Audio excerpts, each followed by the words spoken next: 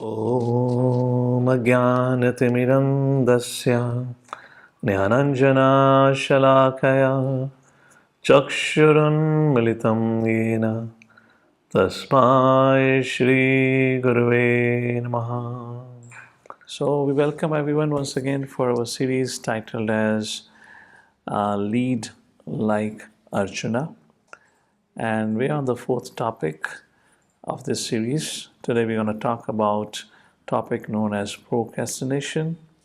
Before I begin with it, have you ever found yourself staring at the wall where you have posted your to-do list, and it's kind of become like a staring contest, and you're wondering who would blink first?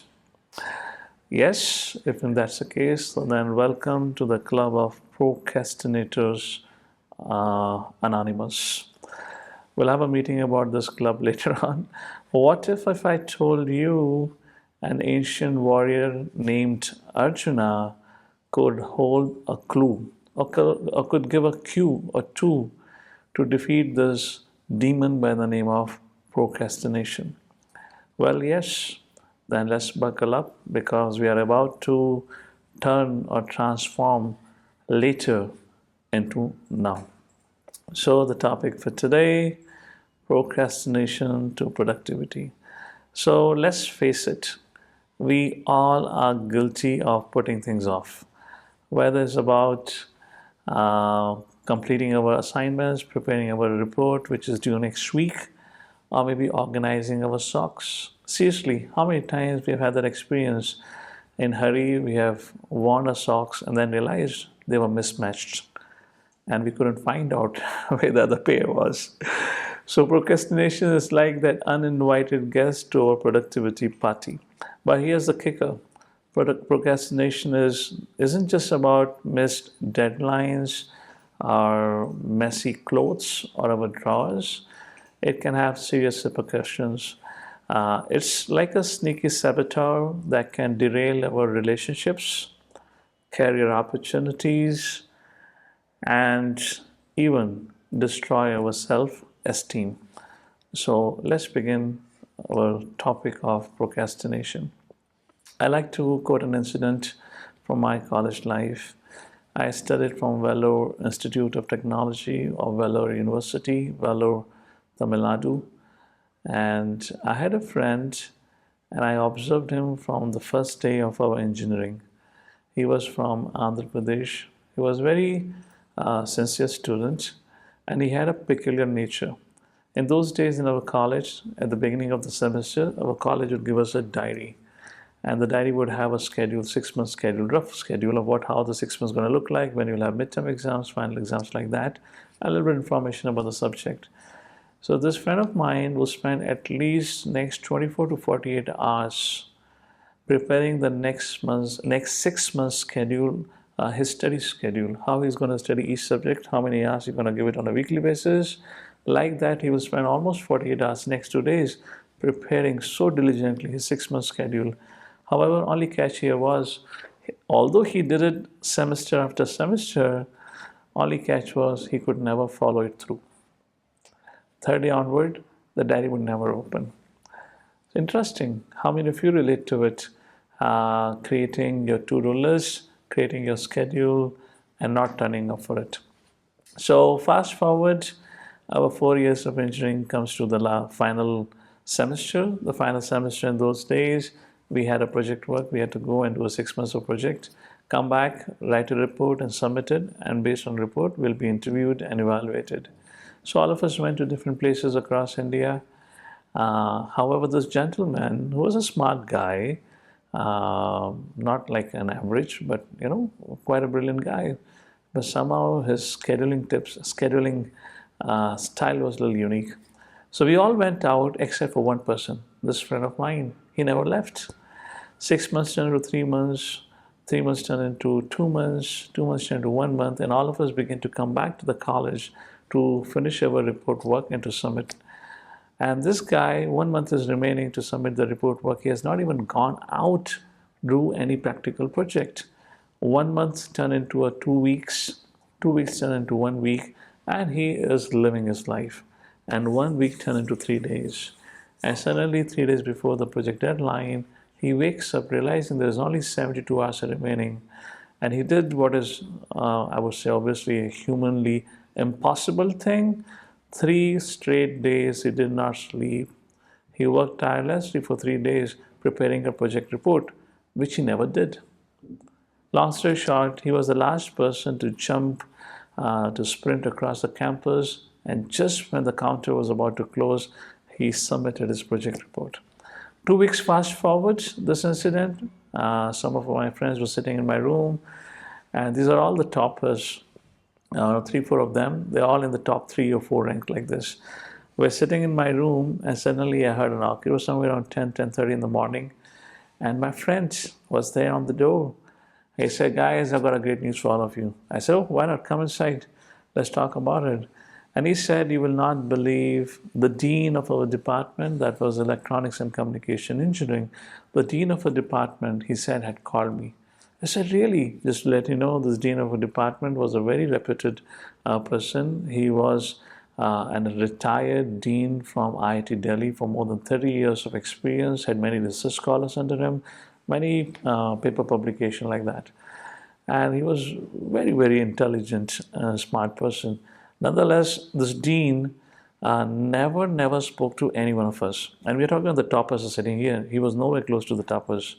And all of us were surprised. Really? The dean called you up? He phoned you? He's never even spoken to any one of us. He said, "Guys, you will not believe the dean called me up." And we're like, "What? What did the dean say?" And he said, "The dean called me up, and the dean said," let's skipping his name. Let's say his name was Abhinav. "Abhinav, in my career of more than 3 decades, I have not read such a fantastic project report as yours. Trust me, you should have looked, the face of one of my friends. Wish I had a camera. This guy was a topper all through, and his mouth was wide open, and literally tears were rolling down his eyes. Really? This fellow who didn't even do any actual project work.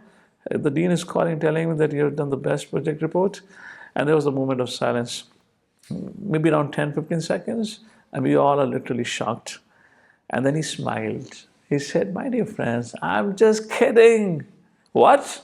The dean called me up and said, "You rascal, what is that shit that you've written? This is such a scrap." And we busted out in laughter. So I asked him, why did you say like this? He said, "I wanted all of you just once to feel what a cool guy I am." Now, well, in fact, he was really a cool guy. He was really a smart, intelligent boy. The only catch was he was very good at procrastination. So let's first of all talk about what procrastination leads to. It's very important to understand the consequence of procrastination and how the wisdom of Bhagavad Gita can help us deal with the problem of procrastination or the demon of procrastination. So I'm going to highlight 3 things that procrastination leads to. First, not fulfilling one's commitments. How often we have seen we promise, then we don't deliver it, or maybe we overpromise, underdeliver, or maybe we promise and we forget. So procrastination can lead to missed opportunities, and it can negatively impact relationships and alliances. Let me give you one such example of relationship and alliances. Here is a scene from Ramayana. Lord Ram is shaking hands or handshake with Sugriva in front of Agni. The pact have been signed. Lord Ram is going to help Sugriv regain his kingdom, his wife, his reputation, prestige, whatnot. And Sugriv in return is going to come back and help Lord Ram, or assist Lord Ram in search of Mother Sita. Lord Ram did that, has Sugriv, as you know, long story short, while he was killed, Sugriv was reinstated as a king, and then came 4 months of Chaturmas. Lord Ram said, "Well, it's a rainy time. There's no point going and searching out now." Traditionally, no auspicious thing was done in the Chaturmas time. That's a side story. But nonetheless, let's wait for 4 months and then we'll do that. So please, after 4 months end, come back and send your party in search of Mother Sita. 4 months turned into literally 5 months, and there was no sign There was no message from Sugriva. Lakshman became extremely fiery and angry. Lakshman said, I'm going to go and kill this rascal. How did he forget to come and help us when we helped? He forgot and he broke his pact. And then Lakshman went up, charged up to Sugriva. And then Sugriva, advised by Tara, realized his mistake and he said, I'm so sorry, I forgot. And why did he forget? Because of his indulgences in sense gratification. So there is a monkey within all of us, and that monkey is known by the name of instant gratification monkey. Let me ask this question to you. How many of you have that experience? You've decided, let's say tomorrow evening, I'm going to sit and study. You've taken out your time, you come back from wherever you're gone, school, college, office, and whatnot, and you're set for next 1 hour, I'm going to sit and study. Is long pending. This is the time I've taken out. You open your book, you read for 5 minutes, suddenly you begin feeling thirsty. You read for another 15 minutes, you begin to feel hungry. And after 20 minutes, you're having suicidal thoughts. And you're like, oh, how long is it going on?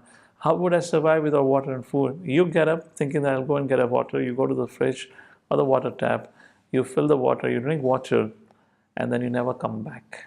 How many of you relate with this? We are lost.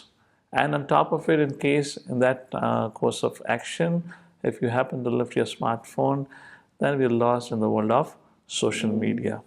So this is instant gratification monkey. We all have it in our lives and we got to deal with it. So what is the wisdom of Bhagavad Gita says on this? Lord Shri Krishna says, you can repeat after me, possible, or along with me.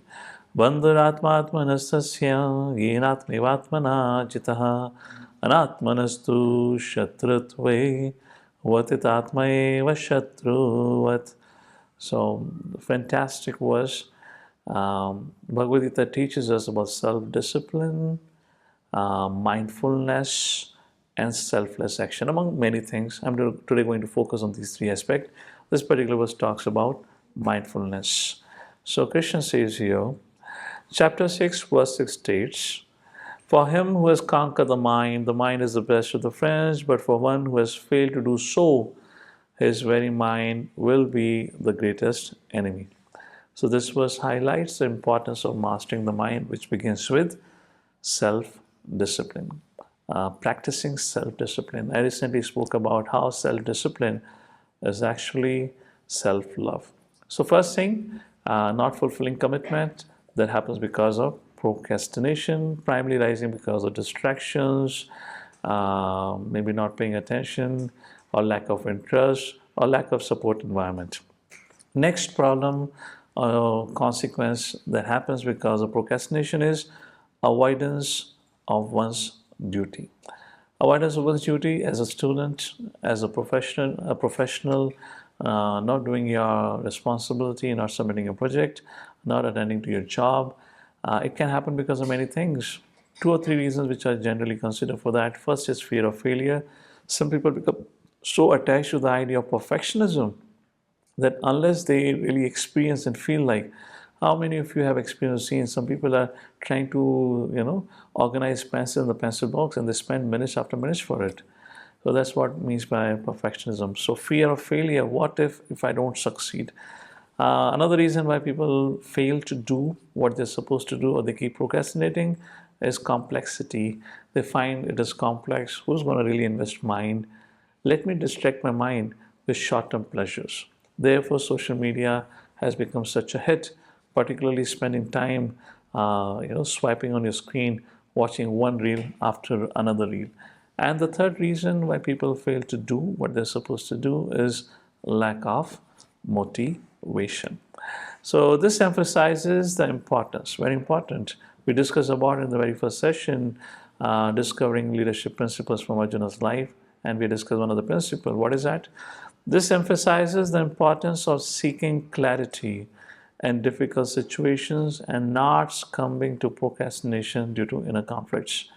So avoidance of one's duty, if we want to rise above it, we need to have a coach. We need to have a guide. Arjuna was fortunate he had Krishna as his personal GPS.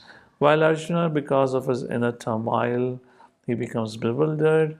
And although the war has been declared, the war is about to start, he puts everything on hold. And he says, well, I'm not going to fight. Why? Because of this whole inner turmoil, emotional upheavals, fear of failure. He expresses those doubts. He gave 5 reasons not to fight like this. So Krishna speaks here about how to counteract, how to deal with this problem of arising because of either the situation or the duty that we have is complex, fear of failure, or lack of motivation.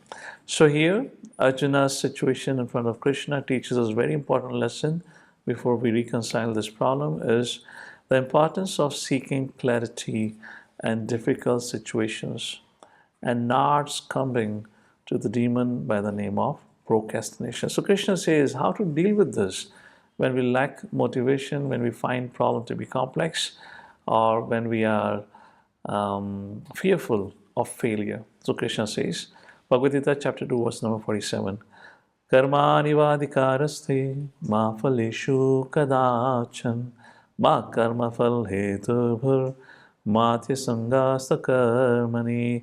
In other words, setting clear goals and focusing on the process rather than the outcome can help us transcend the fear of failure, complexity, and lack of motivation, which becomes an instrumental factor in us for procrastinating. So, acting without attachment to result, this concept is called as Nishkam Karma Yoga or Karma Yoga.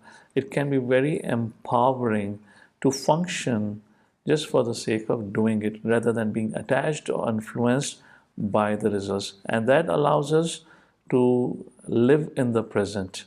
Otherwise, we are lamenting for the past and we are holding anxieties or worries of the future, and we are always absent in the present. It all happens because of the result. If we can just let go of that thought, focus on what we have, what we need to do, we can deal with this problem of procrastination where we fail to perform our duty. And the third consequence of procrastination, or what procrastination leads to, is delays decision making and conflict resolution. And the classic example is Dhritarashtra. Dhritarashtra being advised by everyone, yet he could not, due to attachments, he could not course correct. He could not guide Arjuna to the right path. He procrastinated. Even Krishna went as a peace messenger. He could not follow through the advice of Lord Shri Krishna.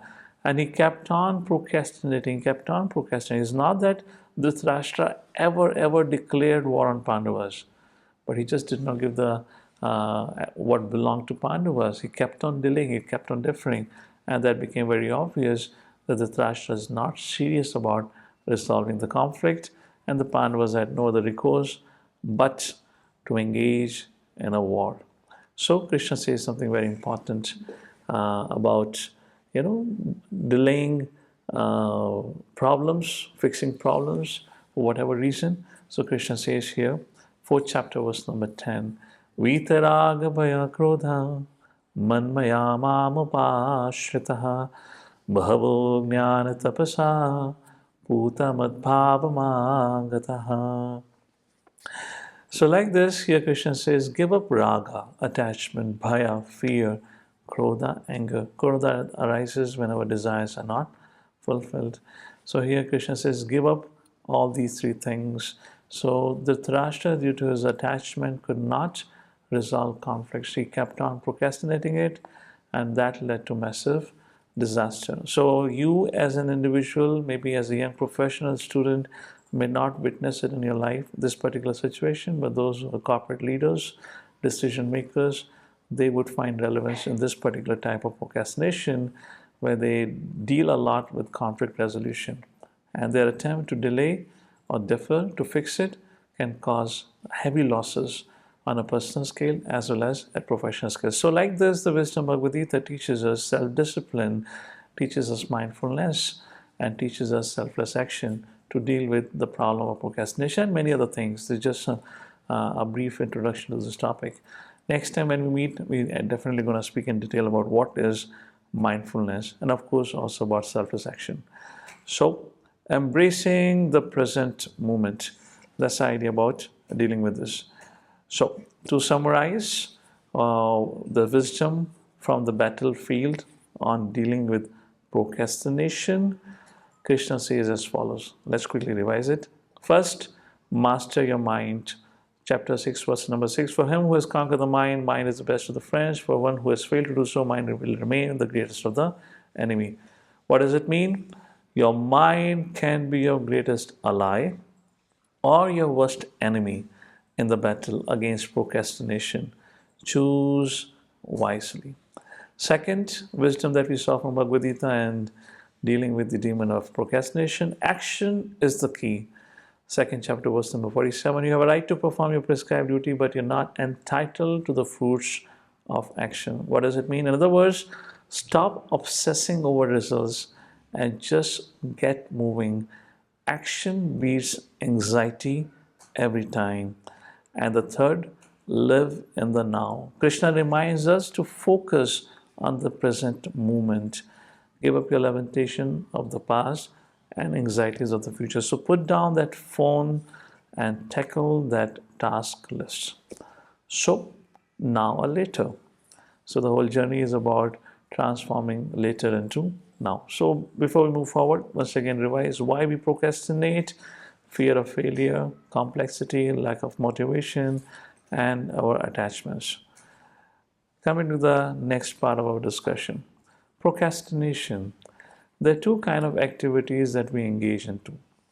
One kind of activity which comes with deadlines, project deadlines, office meetings, and whatnot. Well, there are another kind of activity which does not come with deadline. So activity is a situation with deadlines, and there are activities or situation which comes with no deadlines. Before I just speak of this point, I just want to make another point here before I forget. So if you remember, we started our journey with understanding the leadership principles from Arjuna's life. Then we talked about cultivating proactive behavior by cultivating moral goodness. And then we also spoke about yesterday, what was the subject yesterday? And then we talked about time management. Sorry, yeah, time management. So if you remember in proactive leadership, we were talking about if you want to cultivate moral goodness, change your conditionings, we got to give up two things. What were those two things? First is attachment to wrong things and aversion to bad things. So we were talking about attachment recently, just few minutes before. So just wanted to remind you of that. So procrastination, activities or situations with no deadlines. So if you remember yesterday, we were talking about time management, a misnomer. After describing the concept, that's a priority management. Then we were talking about what should be the priorities in our life. And then we talked about 4 dimensions: to live, to love, to learn, and to create a legacy. If you look at it, all these 4 dimensions, none of it comes with deadline. Your relationships, no deadlines. Your well-being and health, no deadlines. Your professional growth, no deadline. Practicing spiritual life, no deadline. Learning, reading books, no deadline. Imagine the most important things that matters to us the most have no deadlines. And because it has no deadline and we don't understand the subject of procrastination, in one way or other, we all are procrastinators and we all are procrastinating. Remember, as I said in the beginning, procrastination is not only about missed deadlines or not organizing your rec. It's all about, missing the opportunity to grow, personal well-being, career opportunities, and also danger to one's self-esteem. So if in case we are procrastinating our well-being, maintaining health, learning, building up relationships, sustaining relationship, and delaying and deferring starting our spiritual practice to build our relationship with the Lord, we got to become alert to this, because this is very, very dangerous for our overall well-being. So that's about 2 kind of activities. However, here is our challenge. What is the challenge? Despite all this thing, it's very important to know whoever we are, even if you understand how procrastination functions, why we procrastinate, etc. We all are procrastinators, and it's good in some sense that we procrastinate. We need to procrastinate those things. Remember, as in our matrix, the deleted task quadrant, we need to procrastinate those things. So yes, we are procrastinators. However, we need to think about what we are actually procrastinating on, because everyone is procrastinating on something in life. And what we need to do, we need to stay alert, aware, of the instant gratification monkey because it is capturing our present and making us miss the opportunity for growth in our life. So, to conclude, let's give a battle plan from procrastination to productivity. What could be our battle plan? So, there are four things I just like to summarize for all of you. First, know your enemy, which means identify your procrastination triggers. Is it fear of failure? It is lack of motivation? It's because the problem or the duty is complex? What it is because of which I often procrastinate. That's the first thing, know your enemy. Second, set realistic goals. It is important to break big and complex tasks and smaller chunks. And if you're confused about it, please remember, although Rome is a beautiful city, but it wasn't built in a day. Anything good takes time. So be realistic. Third, create a supportive environment. Surround yourself with your well wishers. Hear from them regularly. If you're confused about it, maybe you can put up a board in your room with your favorite Hollywood or Bollywood star with an AI generated image and giving you a thumbs up with a big smile. Look at him and keep getting motivated about what you're doing. And the fourth, embrace the present. Focus on the now. Yesterday is history. Future is mystery. Today is a gift. That is why it is called as present. So, before we conclude our short discussion on procrastination, we're going to change a formula or a quote. You know that famous ad of Nike? Just do it? No, it doesn't work. We're going to change it. Just start it. So your battlefield might not be about conquering Kurukshetra, but at least it's about conquering procrastination. Just like the war at Kurukshetra was an epic, similarly, our battle with procrastination is an epic. So it's time for all of us to channel inner Arjuna. As Krishna says, give up your laziness, Arjuna, get up and fight. Similarly, we have to fight our laziness, follow the tips given in today's discussion, and rise up to the occasion and create a life for yourself. So, what is it going to be like? Are we going to allow instant gratification monkey to run the show, or will we rise up on the occasion and take control of our life? So, the choice is yours. Now, going forth, conquer your to-do list like the legendary warrior Arjuna. In other words, become the Arjuna. So, to conclude with, procrastination is the thief of time, but discipline is the guardian of success. To conclude, start today. Your future self will thank you. And with that, I thank you all for your kind attention and hearing it patiently. Hare Krishna.